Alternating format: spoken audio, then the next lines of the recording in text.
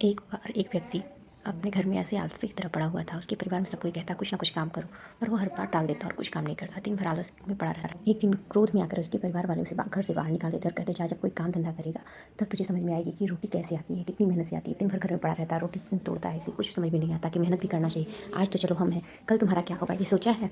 ऐसे बोल के घर वाले निकाल देते हैं। सोचते हैं बाहर जाएगा, दर दर की ठोकर खाएगा तो कुछ इसके कल ठिकाने पे आएगी।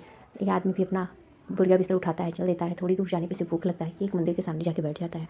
वहाँ पे देखता है कि कुछ लोग हैं जो पूजा पाठ कर रहे हैं पंडित जी के साथ, और पंडित जी उसके एवज में उन लोगों को खाने के लिए पूड़ी और हलवा देते हैं। बहुत खुश होता है, कहता है लो यहाँ काम भी कुछ नहीं करना है, बस भगवान की पूजा अर्चना ही करनी है और खाने में हलवा पूड़ी मिल रहा है। काम बुरा नहीं है, यहीं रुक जाता हूँ, मिन्नती कर लेता हूँ, हाथ पैर जोड़ लूँगा पर यहीं रुक जाता हूँ।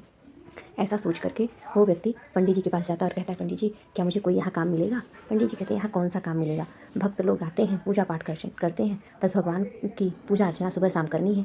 अगर तुमको काम जचे तो कर लो, पर इसके बदले तुमको कुछ मिलेगा नहीं, सिवाय 2 वक्त की रोटी मिल जाएगी। आदमी खुश हो जाता है, कहता है मुझे इसके सिवा चाहिए ही क्या, बस 2 वक्त मेरा पेट भर जाए। वो आदमी बहुत सीधा और सरल होता है, उसे कुछ भी दुनियादारी से लेना देना नहीं रहता है। वो खुशी खुशी काम को स्वीकार कर लेता है और कहता है काम पे कब से लगूँ?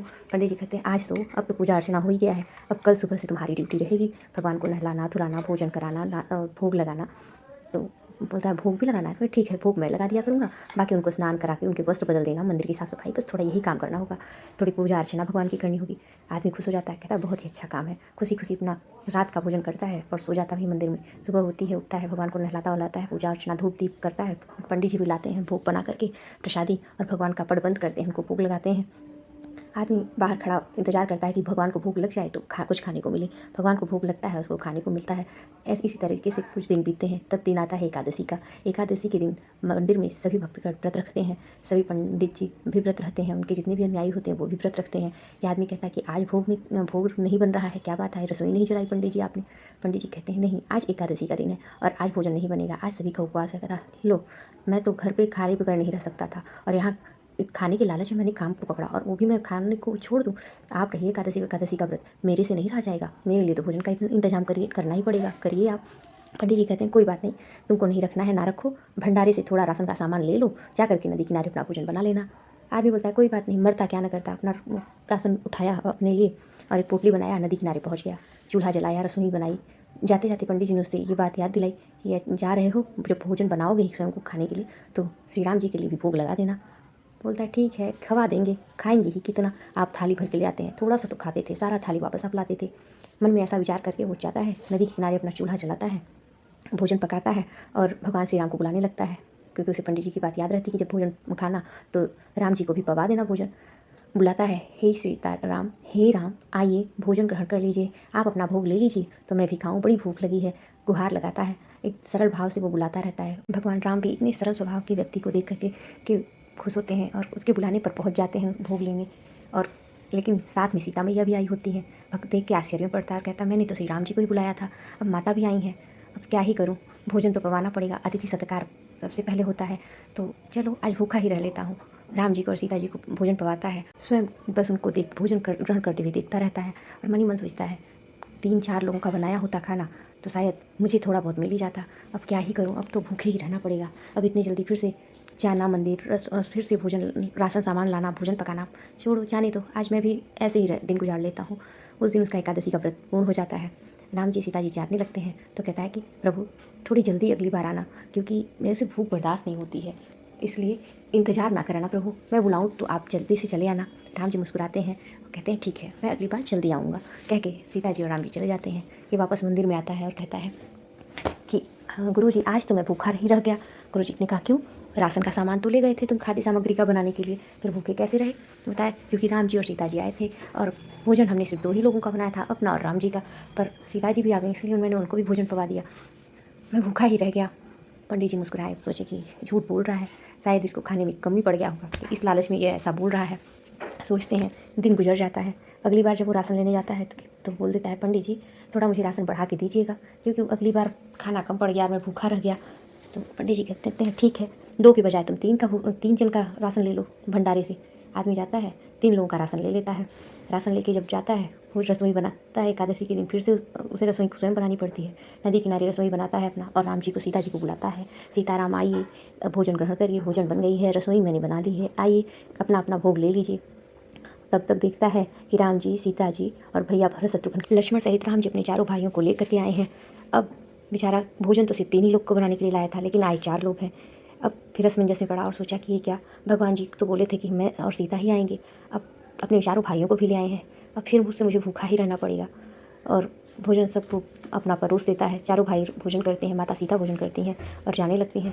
कहे प्रभु जी अगली बार आइएगा तो प्लीज़ कृपया बता के आइएगा कि आप कितने लोग आ रहे हैं। राम जी मुस्कुराते हैं और चले जाते हैं। कहते हैं ठीक है। फिर ऐसे ही दिन बीतता है। फिर एकादशी का दिन आता है और इस बार वो पंडित जी से कहता है, पंडित जी आप भोजन थोड़ा बढ़ा के दीजिएगा। राम जी अपना पूरा परिवार लेके आते हैं और मेरे को खाने को हो ही नहीं पाता है। मैं बना के भी रसोई उपवास कर जाता हूँ। पंडित जी बोले कि कहीं ये राशन वासन बेचता तो नहीं है, इतना सारा ले जाता है, कह रहा है कि मैं खाता ही नहीं, राम जी आके खाते हैं, ऐसे कैसे हो सकता है, ये हमको बेवकूफ़ बना रहा है लग रहा है। ऐसा सोचकर पंडित जी बोलते हैं ठीक है, जाके तुम भंडारे से जितना तुमको राशन चाहिए ले लो। वो खुशी खुशी जाता है, भंडारे से राशन उठाता है, सर पे लादता है, लेके नदी किनारे पहुंच जाता है। पीछे पीछे पंडित जी भी जाते हैं देखने के लिए कि आखिर ये इतने सारे राशन का करता क्या है। वहाँ ही जाता है और चूल्हा वूल्हा जमाता है, राशन का सब सामान नीचे रखता है और राम सीता को बुलाता है कि आ जाइए, मैंने रसोई जमा दी है। और राम जी, सीता जी, भरत शत्रुघ्न लक्ष्मण और हनुमान जी सहित भगवान राम जी पूरे राम दरबार सहित पधारते हैं। तो बहुत आश्चर्य पड़ता है कि मैं तो 4 जन को सोच के आया था, यहाँ तो पूरी दरबार को ले आए हैं। कहता है कि देखिए, राम जी और सीता जी पूछते हैं कि कहाँ पे भोजन बनाए भाई, भोजन तो बताओ कहाँ बना है, आज तो रसोई बनी ही नहीं है। तो आदमी कहता है प्रभु मुझे पता था कि आप आते ही यही पूछोगे, लेकिन मैं 2 बार भूखा रह गया, भूख से मेरी जान जा रही थी, लेकिन करता भी क्या, अतिथि सत्कार पहले होता है, इसलिए मैं आप तो सबको भोजन पवा देता था और मैं भूखा रहना पड़ता था, मैं भूखा रह जाता था। इसीलिए मुझे पता था कि आप ज़रूर आज भी 2-4 लोगों को बढ़ा के लाएंगे, इसीलिए मैं भोजन बनाता तो फिर नहीं पाता। एक काम करिए, आज रसोई आप लोग बना लीजिए, मैं आज बैठ के खाऊंगा। राम जी उसकी सहजता और सरलता को देखते हैं और मुस्कुराते हैं और कहते हैं, लक्ष्मण अब भक्त ने जब आग्रह कर ही दिया है तो रसोई हमें बनानी ही पड़ेगी। सीता जी रसोई जमाती हैं, राम जी साथ में सीता जी का मदद करते हैं, लक्ष्मण जी लकड़ियाँ काट के लाते हैं और भरत शत्रुघ्न और हनुमान जी स्वयं पानी का और लकड़ियों का सबका व्यवस्था सब लोग मिल के जुल के करने लगते हैं। और वो भक्त बैठे बैठे उन सबको देखता है। पीछे से पंडित जी भी देखते हैं, उनको दिखता है कि वो चुपचाप राशन रख के और बैठा देख रहा है। वो आता है और कहता है कि क्या बेवकूफ़ी कर रहे हो, राशन का सामान लाए और भोजन बनाए बगैर कह रहे हो कि आप सब काम करो, किससे बात कर रहे हो। वो पंडित जी को देखता है और कहता है कि आपको दिख नहीं रहा पंडित जी, भगवान जी आज रसोई बना रहे हैं, माता सीता आज रसोई बनाएंगी।